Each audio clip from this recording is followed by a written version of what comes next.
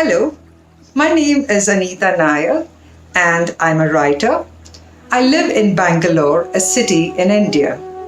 I write for both grown ups and children. But for this video, I decided that I was going to read a story for children because, my dear children, I know it must be boring for you to sit in your homes and do nothing at all. And so, why not listen to a story read by the author herself? Now, the book I'm going to be reading out to you from is called Muezza and Baby Jaan. These are stories based on Islamic lore. Over many years in my various visits to several schools around the world, I've realized that children everywhere know a lot of stories from, the Indian epics, know stories from the Bible, know stories from the Old Testament, but somehow there seems to be a lacuna when it comes to Islamic lore. And so I wrote this book about an encounter between a jinn, a baby jinn called Baby Jaan, and a cat who is meant to be the Prophet's cat. And this story is drawn from this book called Muezza and Baby Jaan. I hope you enjoy listening to this story.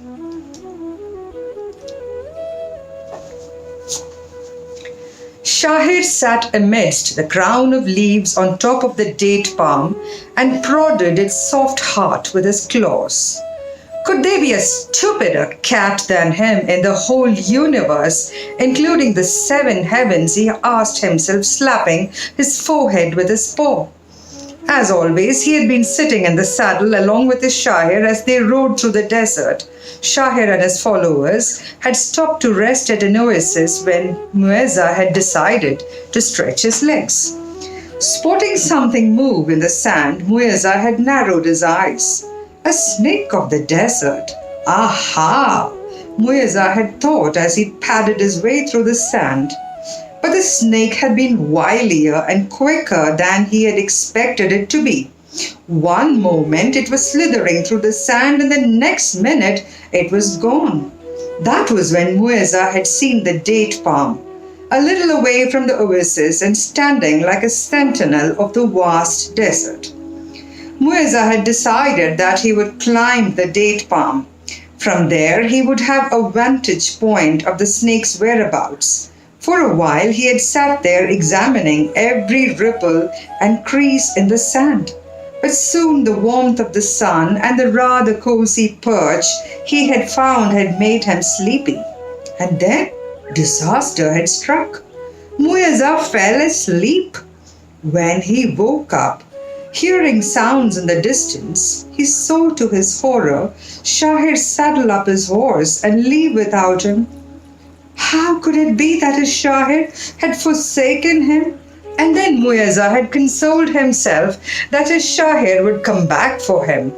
For when Shahir, that was Muezza's name for him, would call for Muezza and realize that he was missing, Shahir would surely come looking for him, calling out, Muezza, Muezza, where are you? Until then, Muezza would wait atop the date palm. Suddenly, down below, Muezza saw movement in the sand. The snake was there. God the Most Merciful had made sure that Muezza wouldn't go hungry. Tonight, Muezza would have snake for dinner. Snakes could be chewy, but he had nothing much to do till his Shahir came for him. So snake it would be. Ouch! Baby Jaan hollered as something landed on her middle, or what must have been her middle, for how could a heap of sand have a middle? But that was neither here nor there, she thought, as the weight refused to budge, and until it did, Baby Jaan was stuck. Get away from me! She screamed. Now Jaans have a voice like wind through a reed, whistling sharp and quite mellifluous if one likes pipe music and that sort of thing. But to Muezza it sounded like a silly petrified mouse, and so he dug into the sand with greater fervor.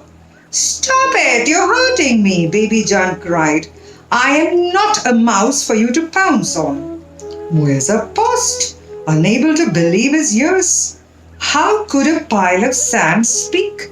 But it had to be the pile of sand, for there was nothing else there, neither snake nor mouse.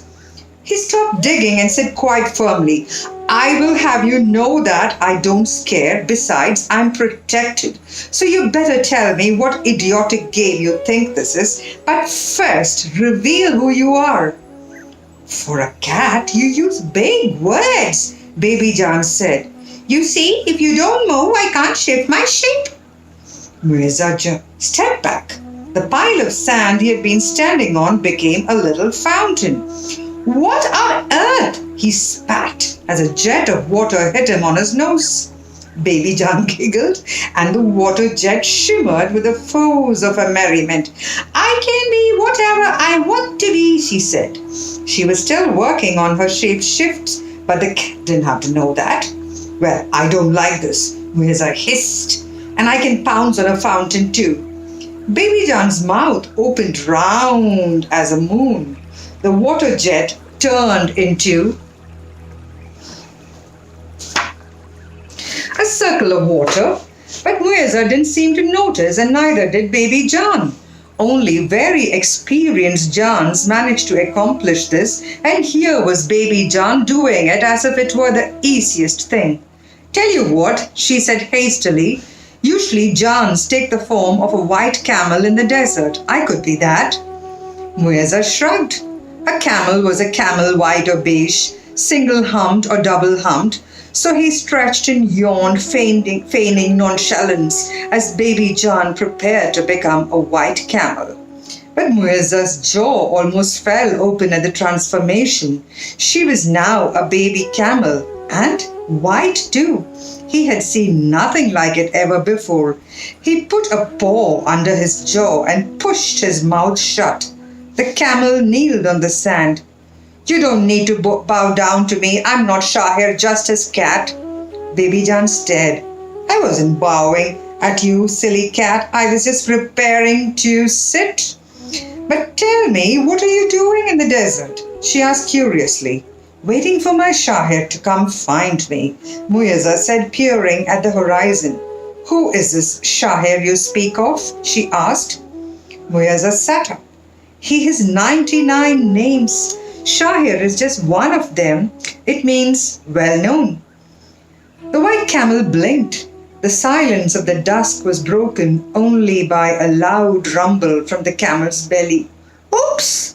That means I'm hungry," Baby Jaan said, lifting a camel lip to reveal gigantic teeth.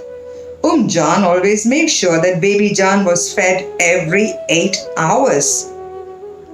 Night fell suddenly, as it does in the desert.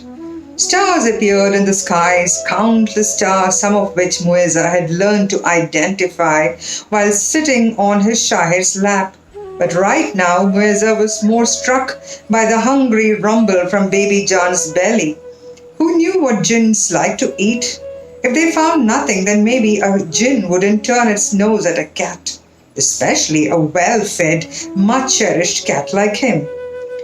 It is said that anyone who recites Shahir's 99 names once during the day and once at night will never be stricken with afflictions, Musa said, beginning to deflect the jinn's thoughts away from food. "What do you like to eat?" Baby Jaan asked anyway. Muezza ignored the question and continued, "And if you were to recite them 12 times after the nightly prayer, it's said that Shahir himself will lead you to Jannat. That white camel means paradise. Do you know what paradise is?" Paradise has rivers of water whose taste and smell never changes. It has rivers of milk whose taste also remains unchanged. It has rivers of wine that is delicious to those who drink from it, as well as rivers of clear, pure honey. Everyone reclines on raised thrones, and it's neither hot nor cold, as in paradise there is no sun and no moon. Muezza wondered if he should tell baby Jaan that everyone rides a white camel in Jannat, but he wasn't sure she would like it. So he shoved that thought aside and went on. Vessels of silver and cups of crystal are passed around. Everyone's garments are made of fine green silk embroidered with gold. All are adorned with bracelets of silver. There are houris with wide, lovely eyes. Stop, cat, baby Jaan said, batting her eyelids. Do you think I would make a good houri? Muezza shuddered at the thought of baby Jaan as a houri, but hiding his emotions, he persisted. No one can hear any vain or sinful speech, but only the peaceful greeting of salam, salam. There is always shade, and bunches of fruit hang low within reach. One can have fruit from whichever tree they choose, and the flesh of fowls that they desire. Enough, cat, enough. Don't talk about food. You're making me hungrier than I can bear to be. Baby Jaan frowned. Are you sure you're not a Jaan who was shapeshifted to a cat? You know way too much to be just a cat.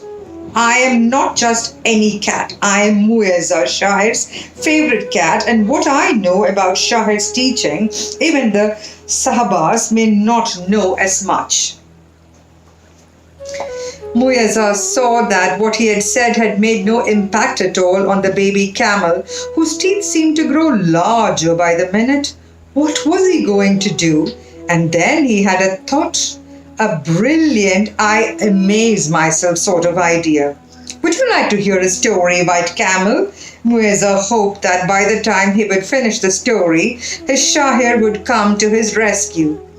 Call me Baby Jaan, that's my name, she said, leaning on the date palm and scratching her back against it.